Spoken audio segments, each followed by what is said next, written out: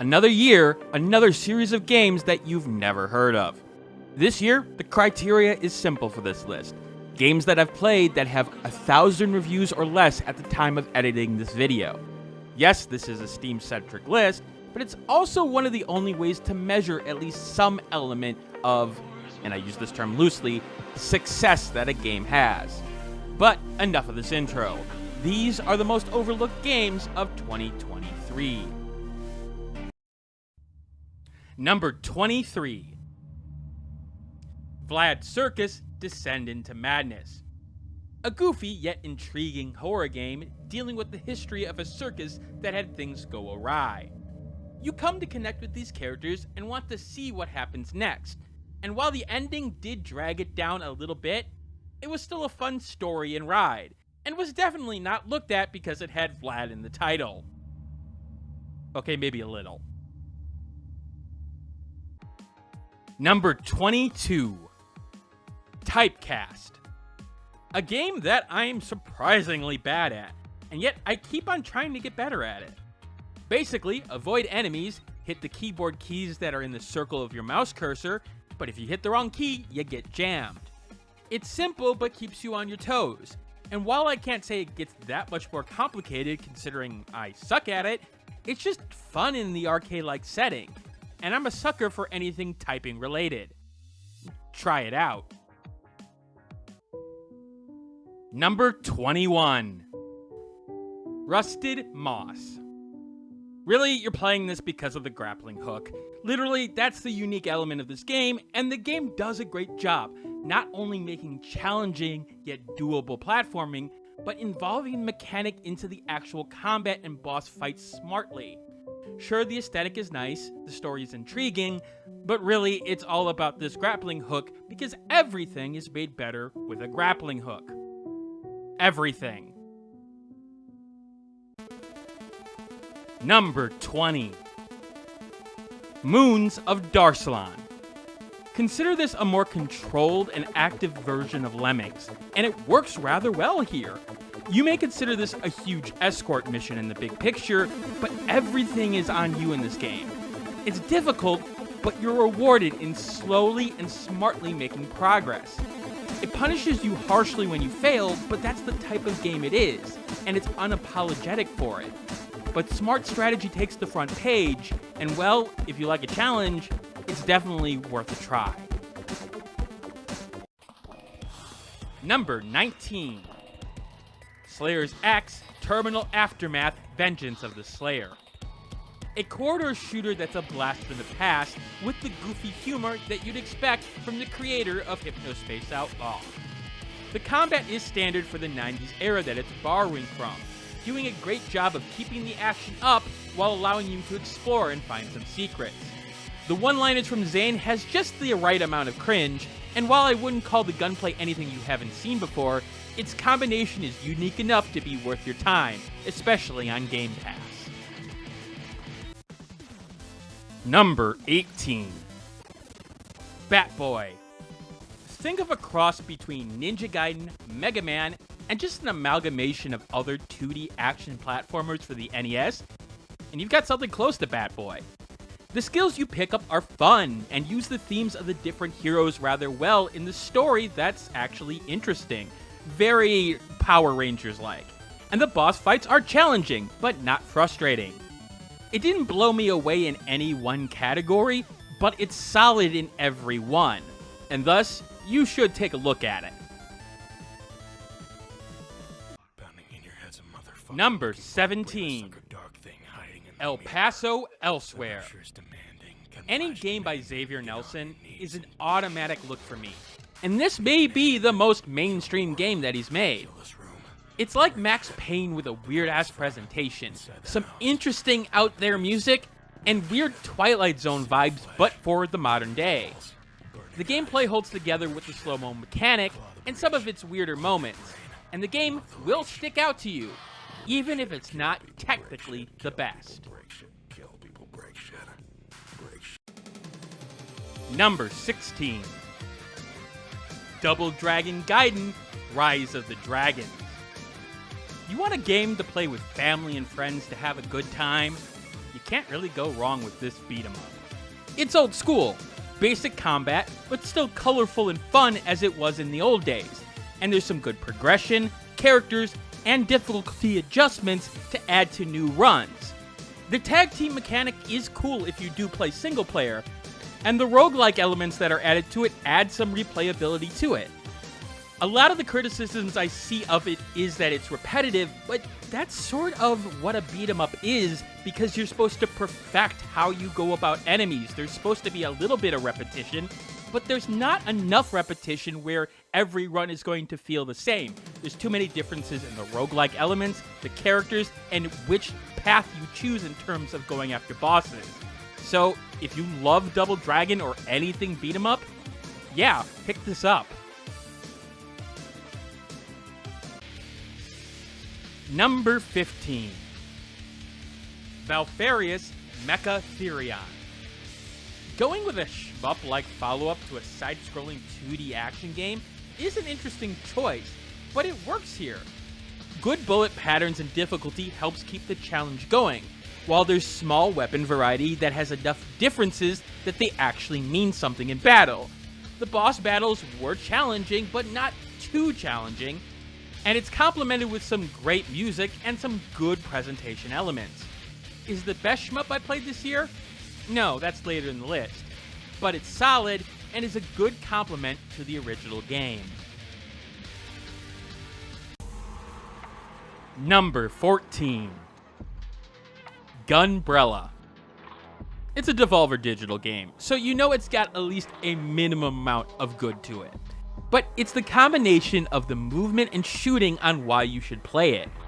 Using the umbrella as a movement option has surprising applications, feeling different from most action platformers, yet bringing back feelings of Super Meat Boy of all things. The few boss fights I've had so far were pretty good.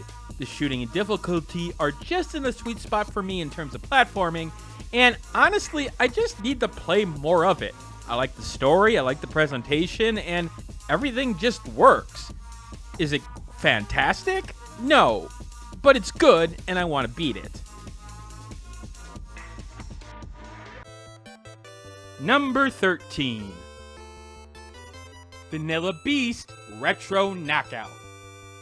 VanillaBeast Retro Knockout's solid fighting mechanics in the Punch-Out formula, specifically focusing on pattern recognition, does succeed in bringing that nostalgic feeling back of the Nintendo classic.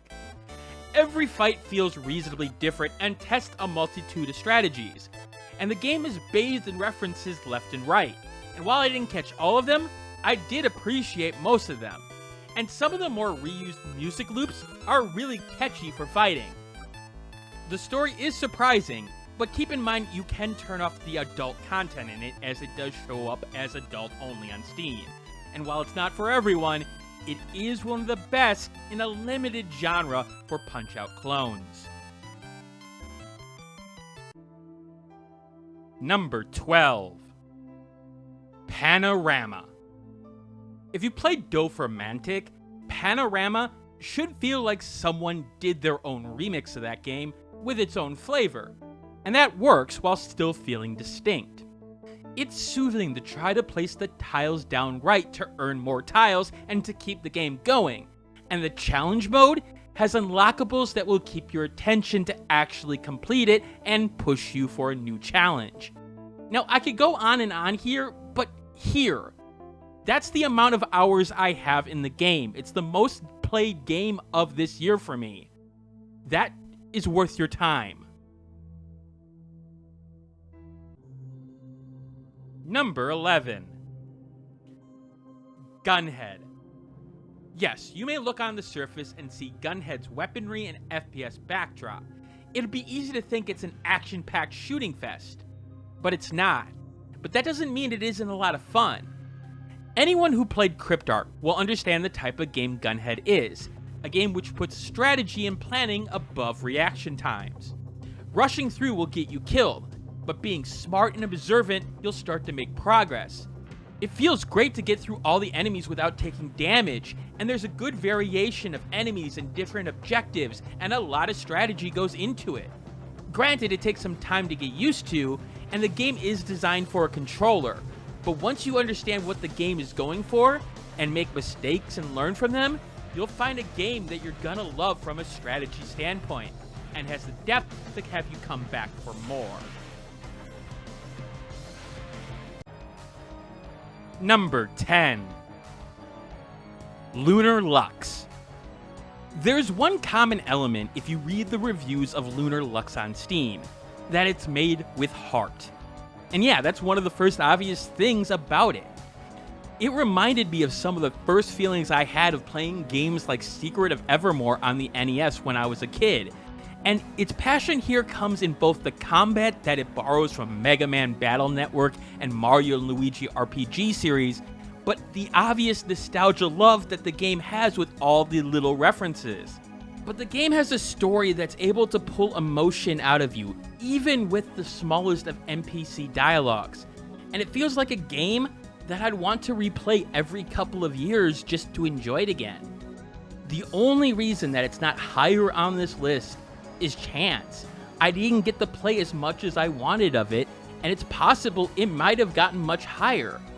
Which means that it'll be one of the first games I stream regularly until I beat it, because I told myself this year that I need to play through more of these games as opposed to moving on to the next indie if I really think it's special, like LunarLux was.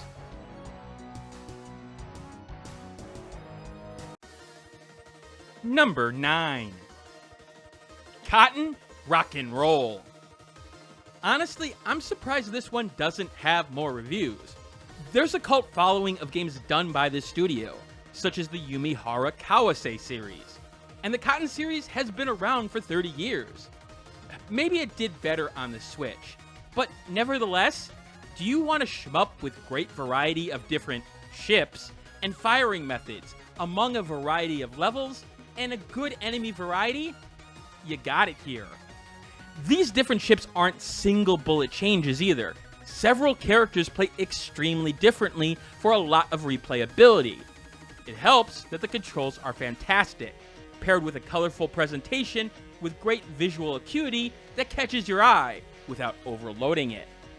New players will be happy with the training and difficulty selections, while the point chasers will appreciate the challenge and the balance. And the story is cute, reminding me of my favorite anime Slayers for some odd reason. If you need a new shmup, consider getting this on Steam or the Switch. You'll have hours and hours of fun.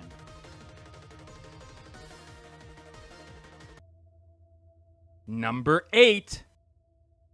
The Bookwalker. There are stories that have a magic to them that sucks you into their world, and the Bookwalker takes that concept and makes it a bit more literal. The world built here is one that fascinates me, an overworld that could stop a writer from creating these worlds, while having a black market of stolen goods from those same worlds really drives the intrigue in our protagonist caught in between a rock and a hard place. While there's light turn-based battles, this is about logic, point-and-click type gameplay, and a strong mystery story, with each chapter having its own theme thanks to the book you're transported into. Yet the game's cohesive writing shows range, yet doesn't feel glued together, but woven together like a seamstress knitting a handmade dress. The characters and choices are compelling yet grounded, and when it comes to stories, the Bookwalker stands in the top 10% of games I've played. And well, if you know the vast amount of good stories I've played, that should tell you enough. Number 7.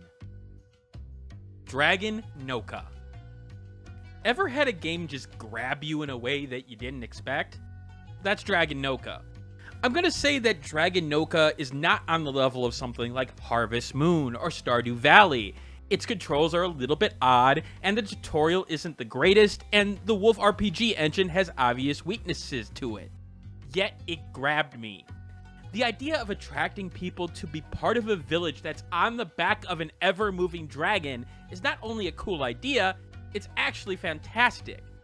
The thing I love about farming and simulation games is finding new things to build and improving what I had, And this game had moments where I was really surprised by the improvements. Like finding out that someone was sick in my village and having no idea what to do, then realizing I could make medicine, and then doing my best to try to make it and wondering if I could make it before the time went out. There's a surprising amount of depth to all the different mechanics here. Farming, mining, feeding your dragon, telling the dragon you're going to go somewhere to avoid monsters, or even going to get the monsters. And the thing is, you can build your own house down to the roof and flooring. I stopped playing it because I knew I'd get addicted to it even more than I already had. So if that's your type of jam, go for it. Just don't come crawling to me when you have got 80, 100 hours in it. Number 6. Small Saga.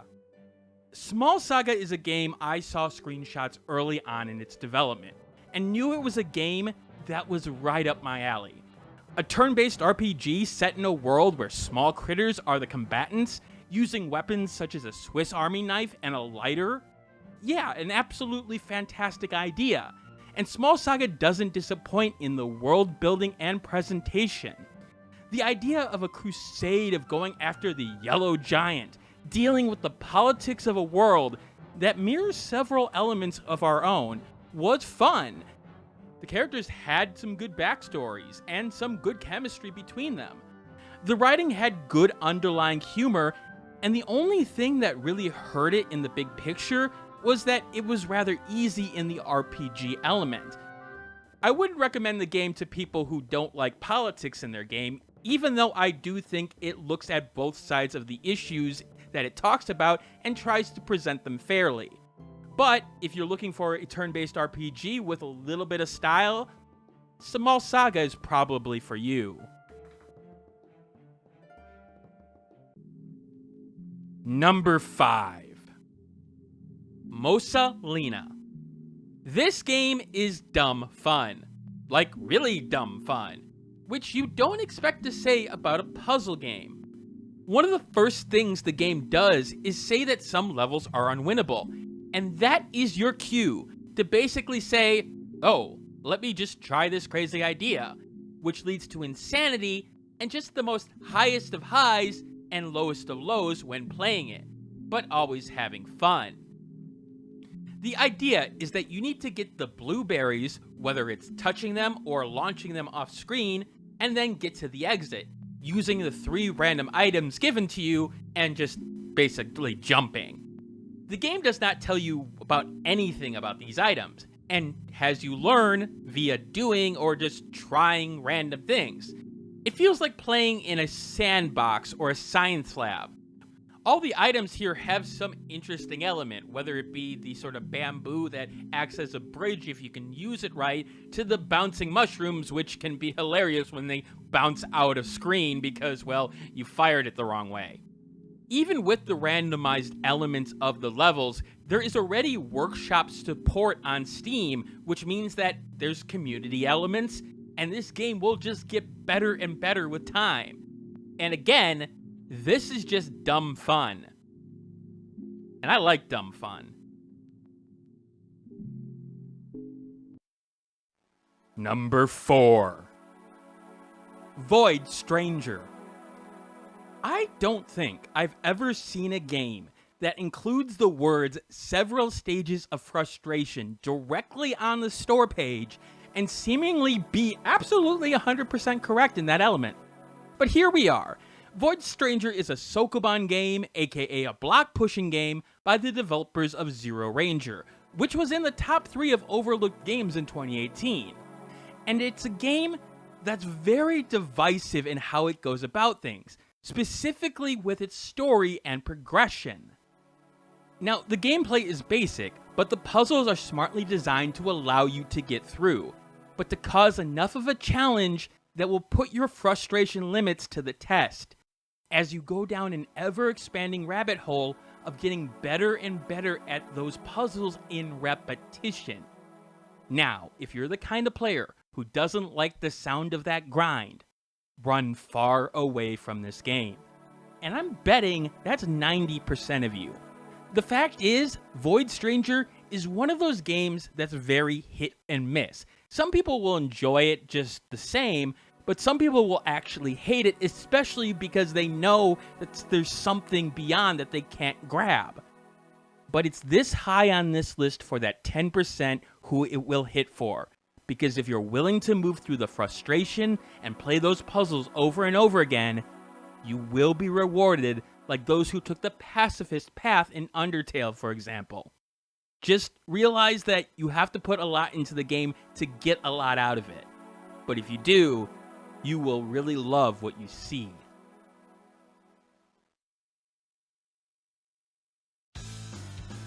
Number 3. GalGuardian's Demon Purge. Honestly, of all the games in the top of this list, this one sort of surprises me the most. The developer Init Creates has a solid background of games in their library. Blaster Master Zero, Azure Striker Gunvolt series, Bloodstained Circle of the Moon.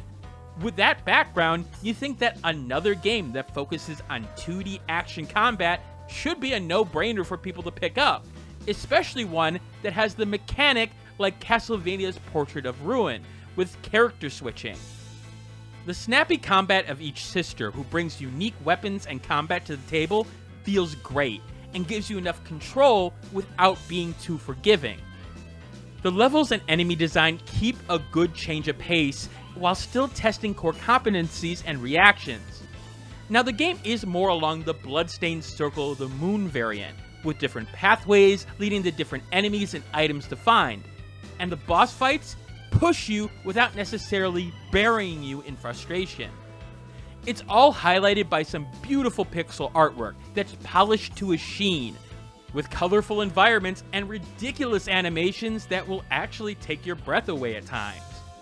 The story coming from the Galgun universe may seem goofy and weird here, and it certainly is, but it has that kind of humorous storytelling that will just get you to laugh under your breath, or just smile even if you have no idea what's going on. If you've liked anything from Init Creates over the last several years, or are just looking for a good old action platformer, you would be wise to pick up GalGuardian's Demon Purge.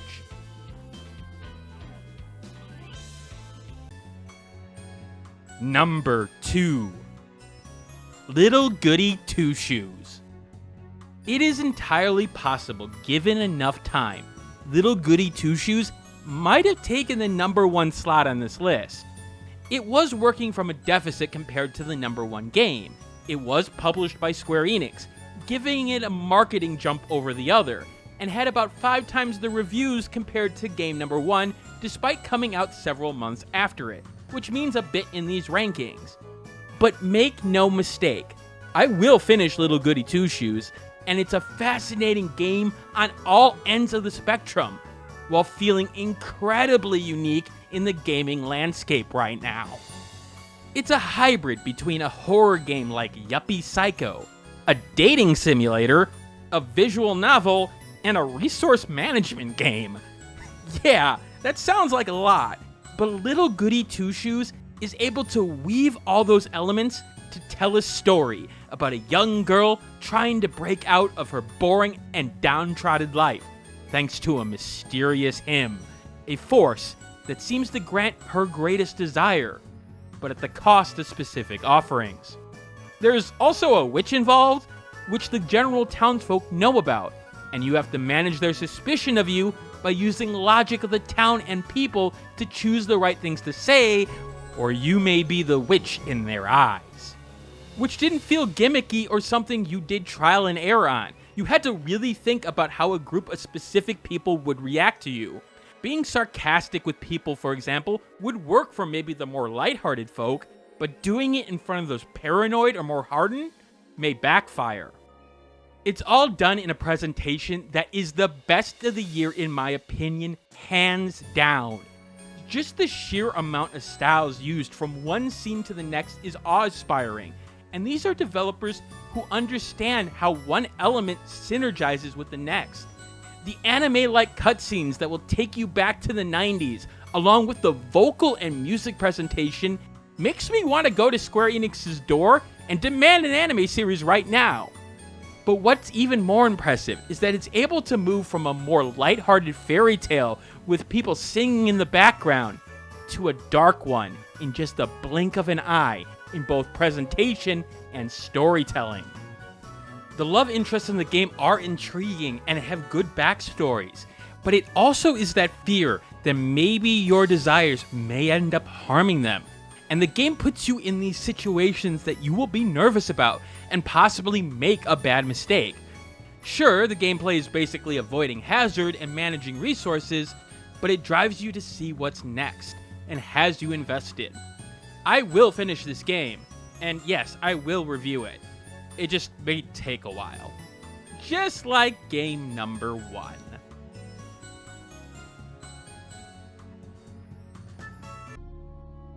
And lastly, number 1. Greedventory.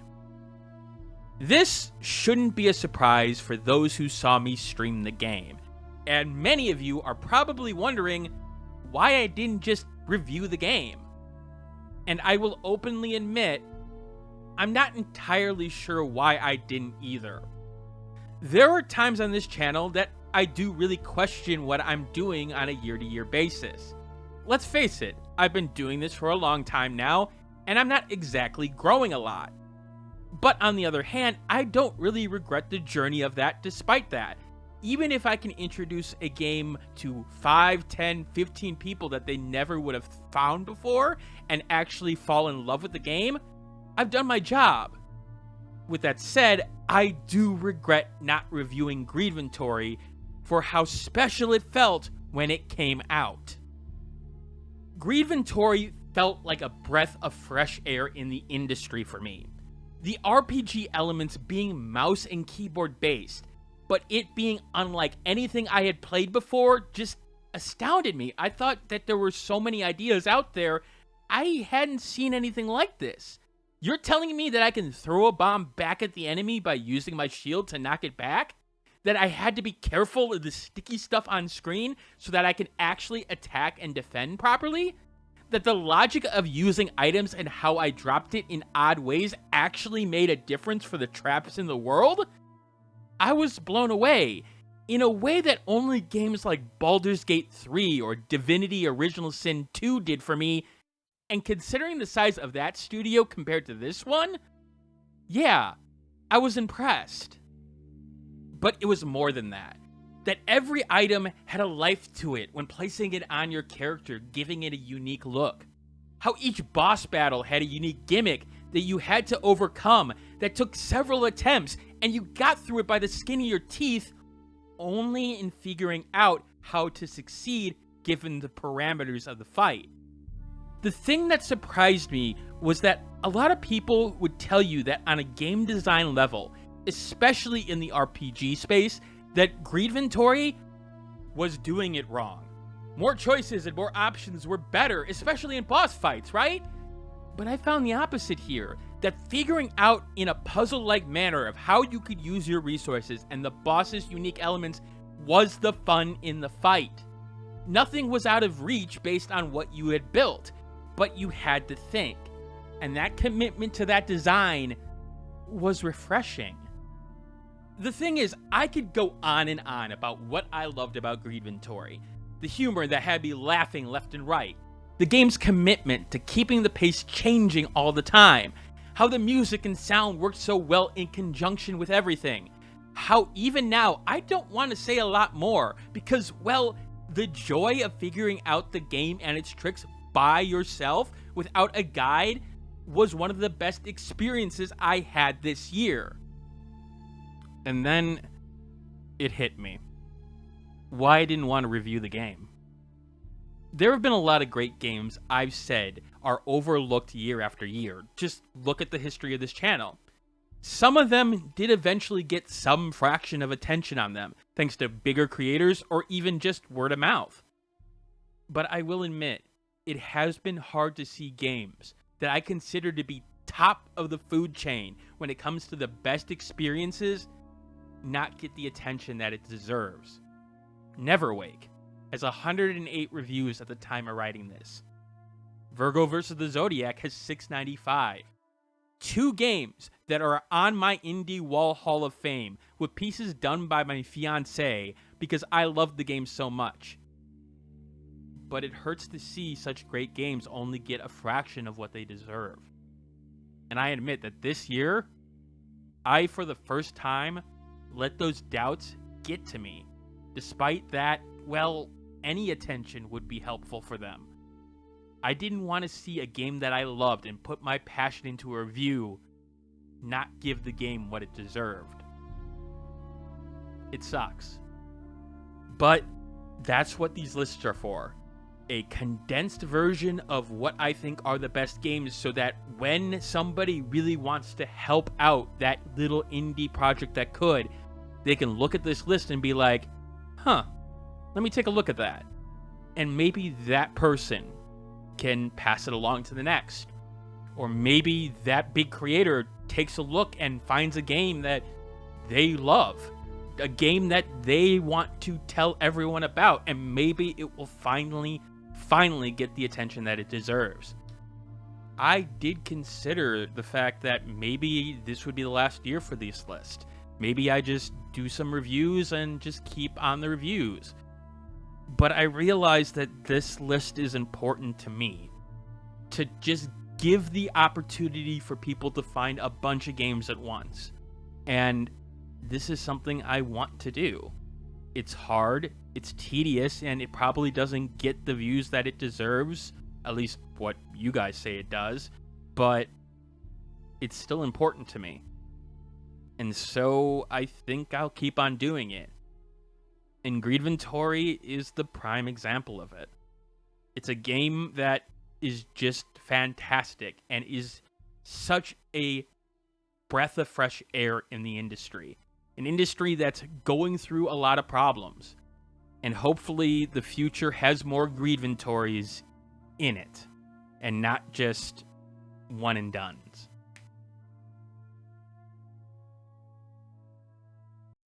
And that's it for this year's list. I apologize that it didn't get out sooner, but again, you can see a lot of the work that goes into these videos in terms of the end of the year videos. There's a lot of games to go through of what I played. There's a lot of segments, a lot of editing, and the fact of the matter is I have a lot to do. So I apologize, but I also don't at the same time. Now, I will ask if the audio is good on this video for those who are out there who have made it this far in the video. I am using a new mixer, and I have played around with it a little bit, but I think I need a little bit more work with it. But I want to hear what people think of what they heard. Anyway, if there's a game that you think was overlooked, leave it in the comment section below. And if you want to see more videos like this, subscribe, like, and, well, tell your friends about the channel. Anyway, this is the video that everybody, I think, looks forward to on this channel. It's basically a guide of, oh, here's a bunch of great games that no one has heard of. And I'm probably going to rest a little bit before making the next review. What that review will be, I do not know yet. Honestly, I don't. I will stream later in the week, but for now, just enjoy all the games that you can buy right now for the next couple of days, or, when a sale comes up, or just, on a whim. Anyway, thanks for watching, and as always, keep on gaming.